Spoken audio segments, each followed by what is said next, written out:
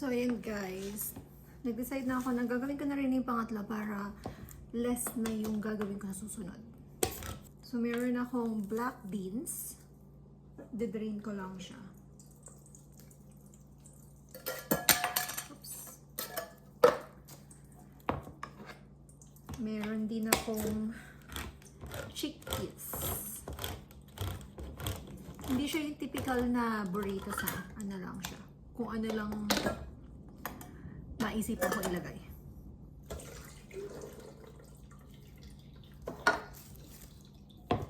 So, can na lang yung ginamit ko para madali lang.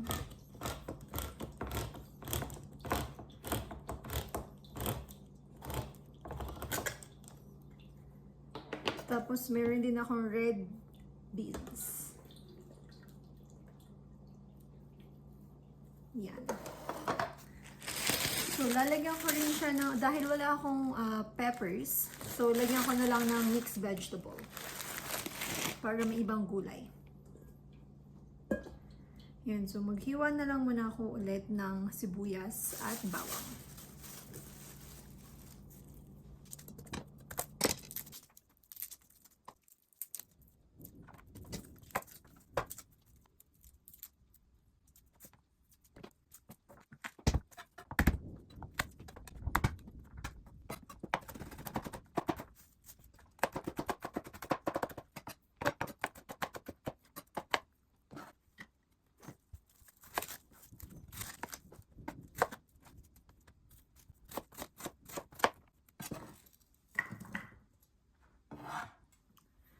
Yan. So, start ko ng gisahin.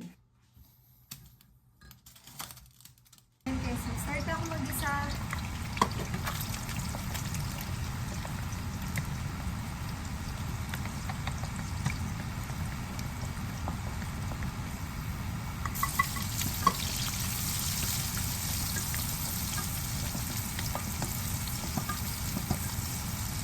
Para maluto nila yung mga veggie. Kasi yung mga chickpeas mo lang, saka mga beans, malambot naman siya.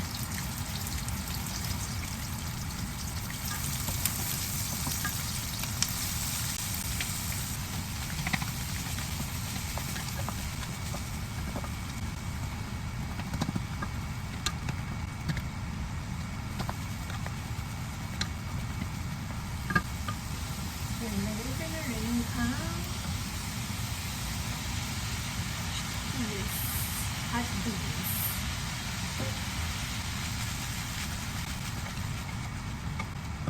And season ko lang siya ng salt and pepper.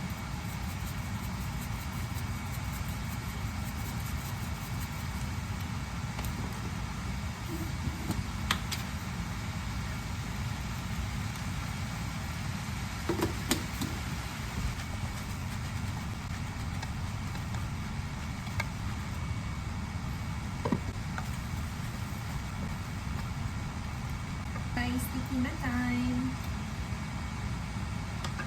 Tsura niya.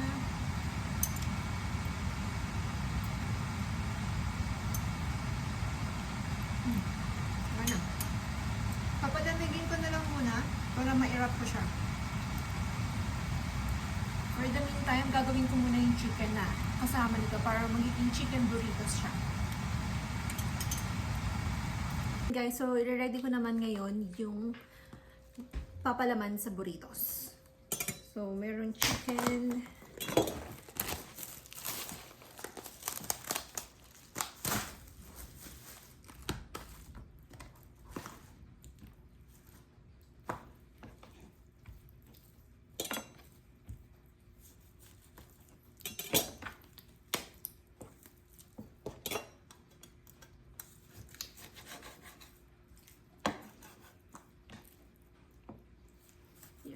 So,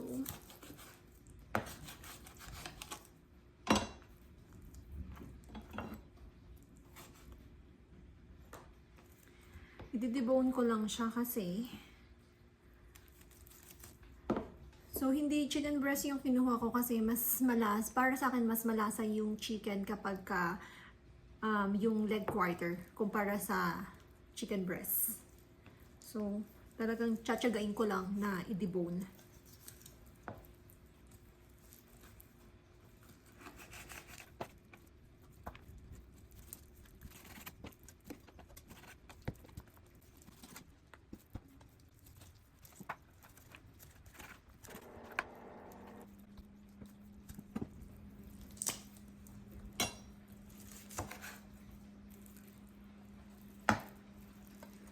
Tapos tanggalin ko rin yung mga excess fats.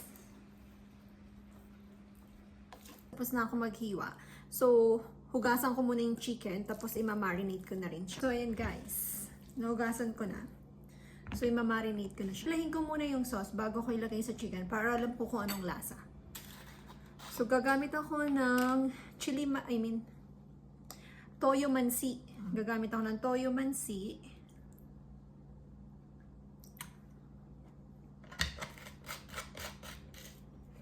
Yan. Tansya-tansya ulit.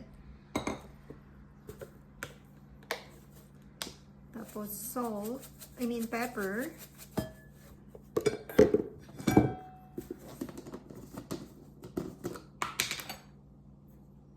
Tapos konting salt. Tapos paprika.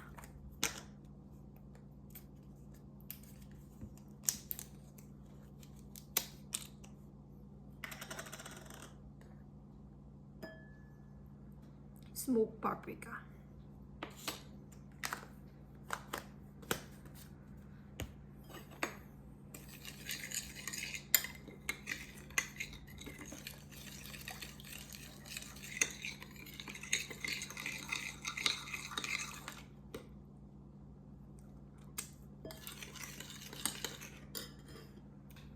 Yung konting honey para may konting sweet.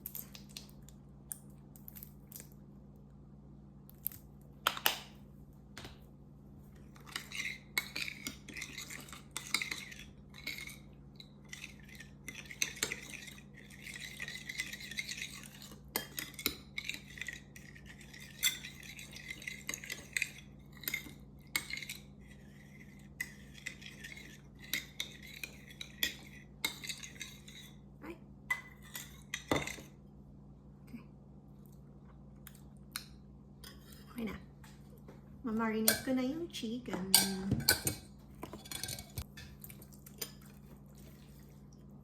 Yan.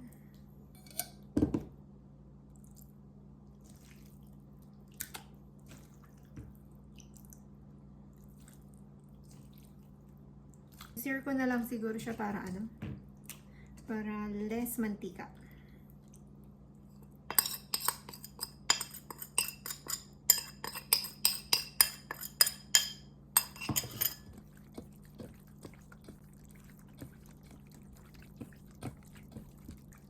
Ayan na. Babad ko muna siguro siya ng mga 15 minutes. Tapos after nun, ilutuin ko na. Maglilinis muna ako ng mga pinaggamitan ko. So, lagay na yung chicken.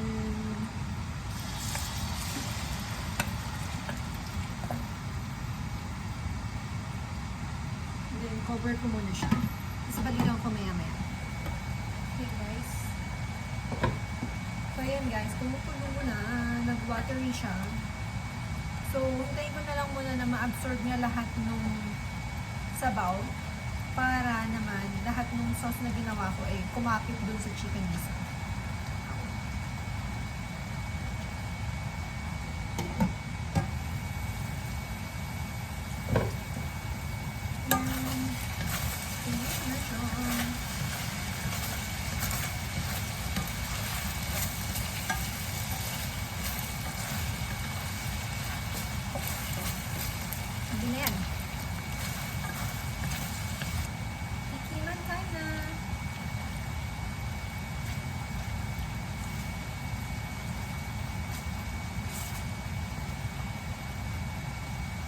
Itsura niya.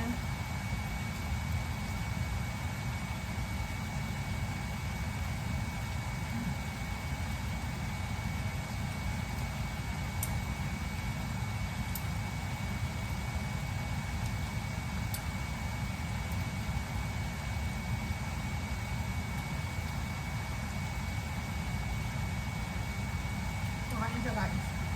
Ang sarap.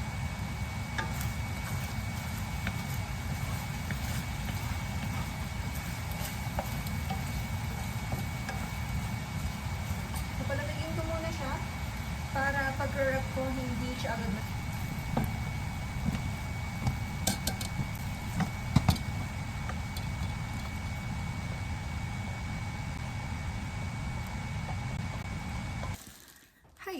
guys, nakapag-dinner na ako, kaya tutuloy ko na yung aking pag-wrap ng burritos.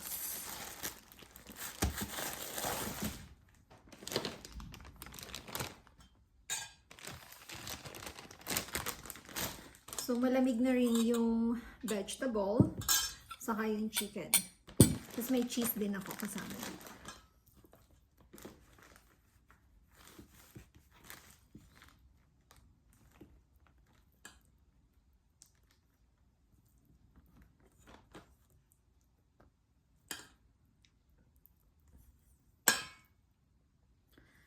Tapos siguro, hindi ko na lang muna siya i-fry pan para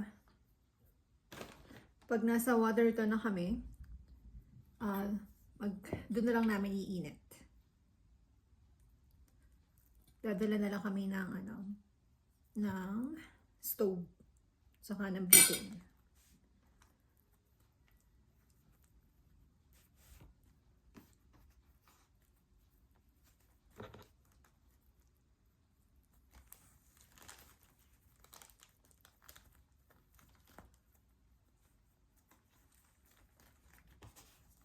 Ayan.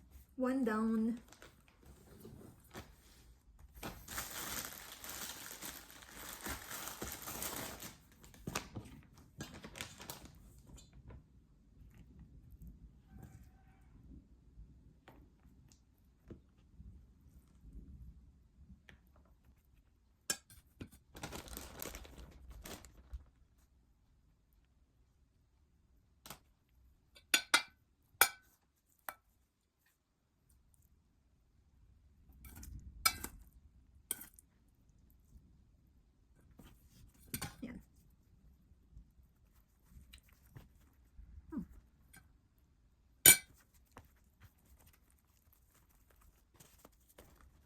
Hindi naman ka-size.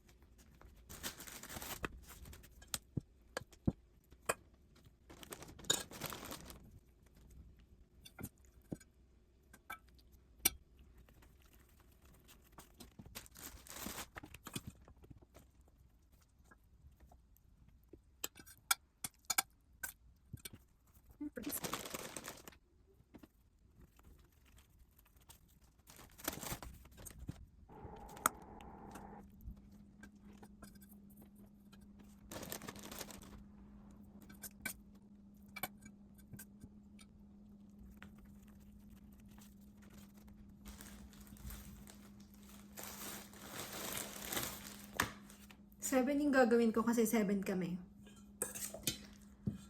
So, para tiki-tikisa kami.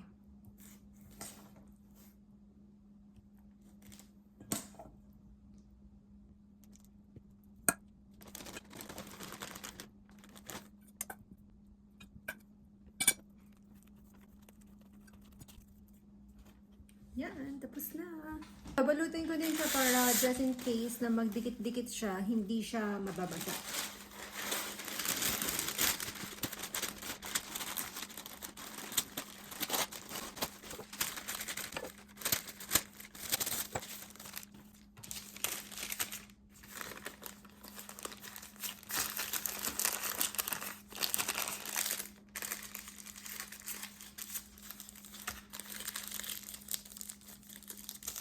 Yan.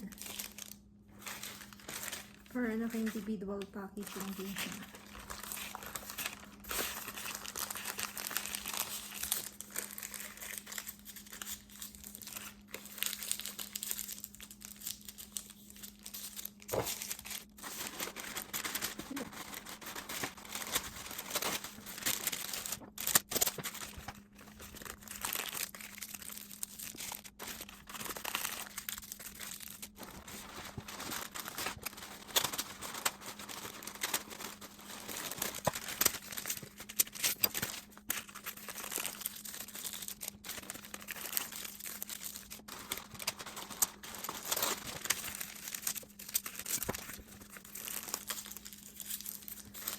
Ayan guys, finally, after mahabang oras na pagluluto, nakatapos din ako.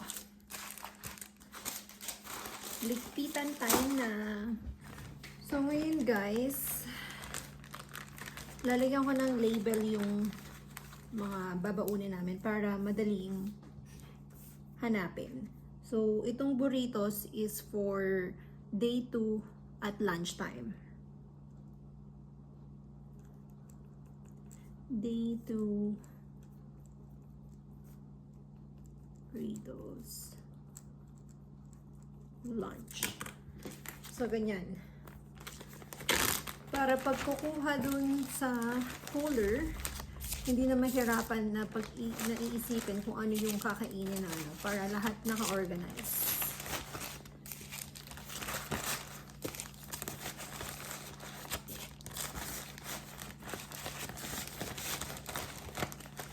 Yan.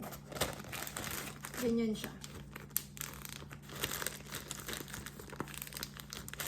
Tapos ganun din yung gagawin ko sa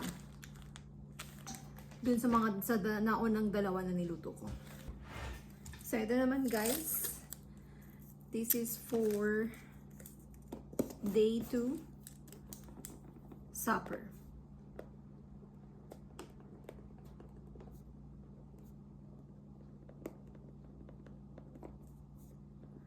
Ito yung pork stir fry.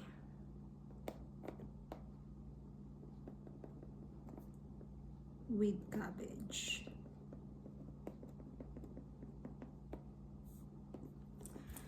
Okay. So ito yung day 2 ng supper namin. Then, itong enoki mushroom is day 3. Day 3 lunch.